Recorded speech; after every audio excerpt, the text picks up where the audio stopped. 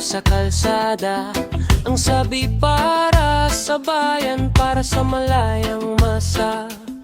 Ngunit pagtalikod mo, bakit kalat ang iniwan? Ang disiplinang hiling, ikaw ang unang lumisan. Nag-aral sa dekalidad, libro'y hawak sa kamay. Pero bakit ang asal tila asong askal?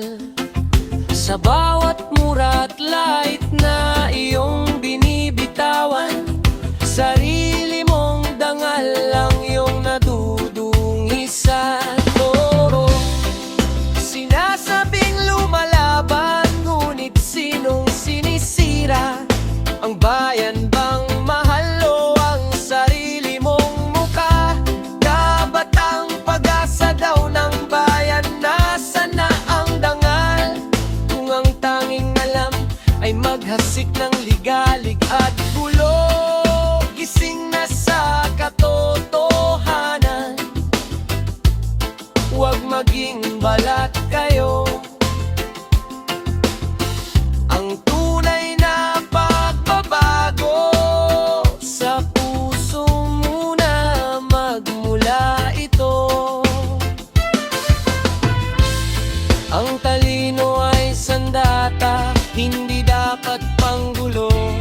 Hindi sapat ang diploma kung ang ugali ay liko.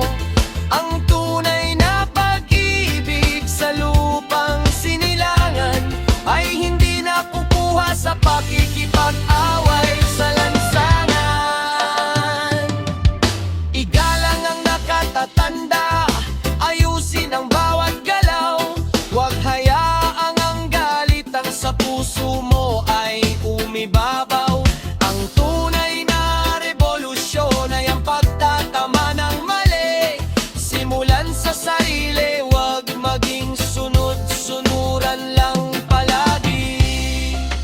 Huwag maging salot, maging gamot sa sugat ng bansa.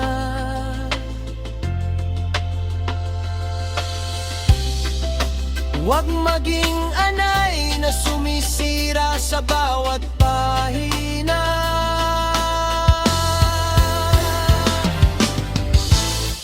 Ang bukas ay sa inyo, huwag itong sayangin. Ang maling gawin, panahon na para bawiin. Bayan muna, bago ang sariling yabang. Ipakita ang tunay na asal tao, hindi asal askal. Maging tunay na pag-asa.